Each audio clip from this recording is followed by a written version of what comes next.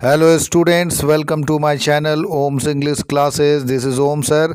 हाजिर हूँ एक नई वीडियो के साथ। आज की वीडियो क्लास 12th के 9th चैप्टर दी अर्थ के मोस्ट इम्पॉर्टेंट ऑब्जेक्टिव्स की सीरीज़ को लेकर के है, जो आपके एनुअल एग्ज़ाम 2025 के लिए काफ़ी ज़्यादा हेल्पफुल होने वाले हैं।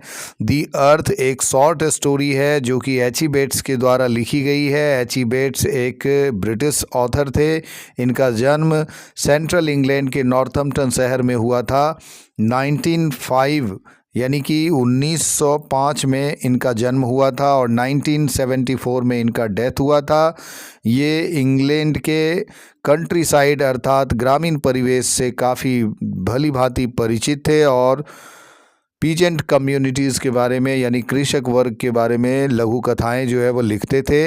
ये एक जर्नलिस्ट भी रहे थे, अर्थात इन्होंने पत्रकारिता भी की थी कुछ समय तक। और जो इनकी महत्वपूर्ण रचनाएं हैं उनमें the purple plain, the jacaranda tree, the scarlet sword, ये इनकी महत्वपूर्ण रचनाएं हैं। इस चैप्टर में इन्होंने जॉनसन नाम के एक दंपति की चर्चा की है, जिनका एक सिंपल माइंडेड सन यानी कि एक भोला भाला जो है वह बेटा है, जो कि माइंड से काफ़ी ज़्यादा जो है वह सिंपल है, लेकिन धीरे धीरे उसके अंदर जो है वह कनिंगनेस यानी कि धूर्तता जो है वह बढ़ती जाती है। वो टोटली इंडिफरेंट हो जाता है, अपने माता पिता के प्रति उदासीन हो जाता है और फाइनली वो क्या करता है कि अपने माता पिता को घर से बाहर निकाल देता है। तो ऑब्जेक्टिव्स को शुरू करने से पहले आप लोगों से यही रिक्वेस्ट है कि चैनल को सब्सक्राइब कर लें और वीडियो को अधिक से अधिक शेयर करें, लाइक करें। तो चलिए शुरू करते हैं आज के इस चैप्टर के पहले क्वेश्चन से। First question is the earth has been written by dash, यानी दी अर्थ जो है वो लिखा गया है किसके द्वारा। ऑप्शन ए है एच ई बेट्स, बी है मनोहर मालगांवकर, सी है सीगा नोया और डी है बर्ट्रैंड रसल। तो राइट आंसर इसका एच ई बेट्स यानी कि ए ऑप्शन है, क्योंकि दी अर्थ जो है वो एच ई बेट्स के द्वारा लिखी गई एक शॉर्ट स्टोरी है। ए इसका राइट आंसर है। Next question is second question and it is the earth is a और एन डैश, यानी कि द अर्थ जो है उसकी स्टोरी टाइप कैसी है।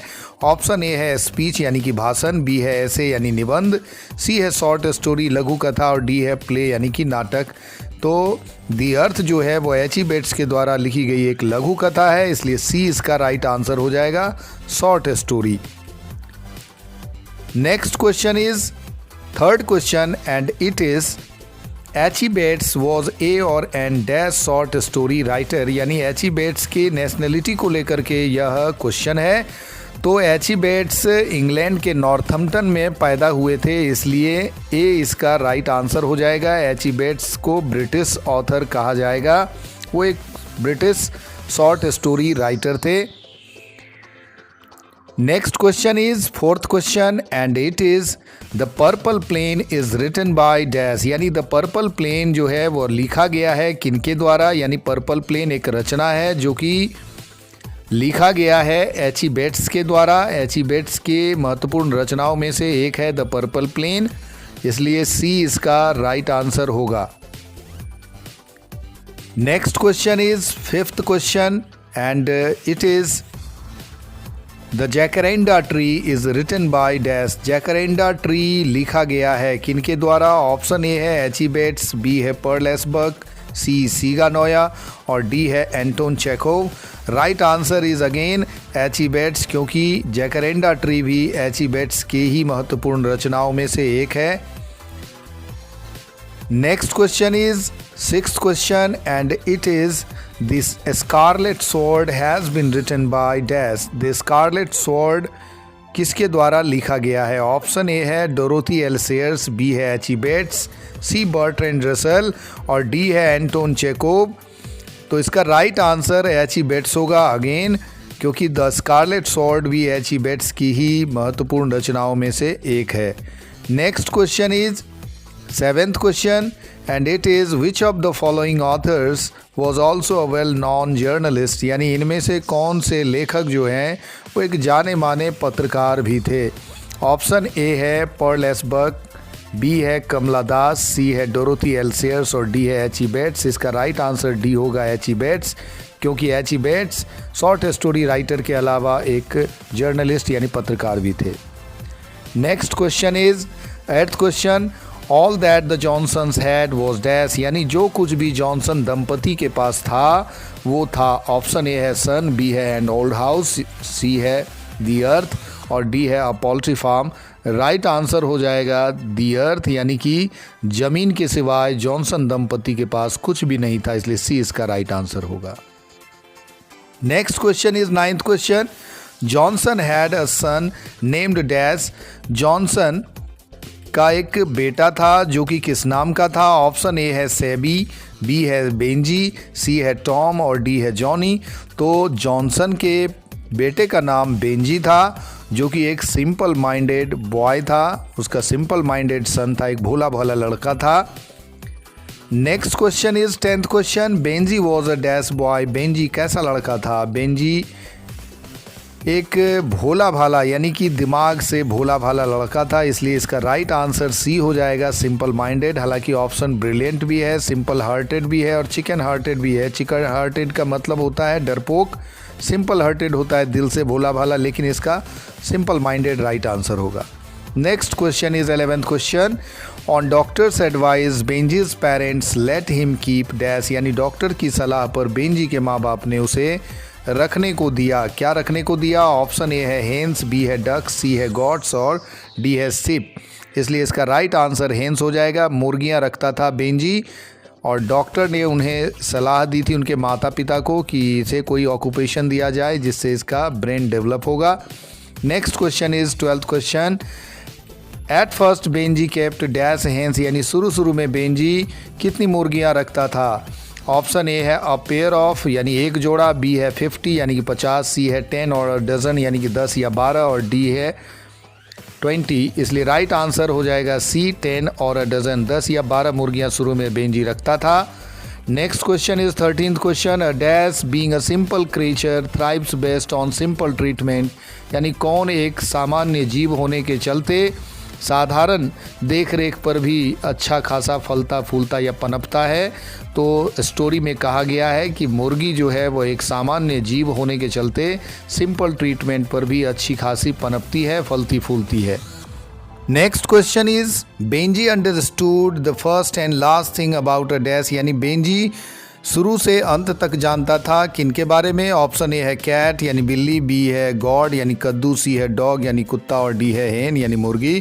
तो मुर्गियों के बारे में बेंजी को सब कुछ पता था, इसलिए डी इसका राइट आंसर होगा, हेन।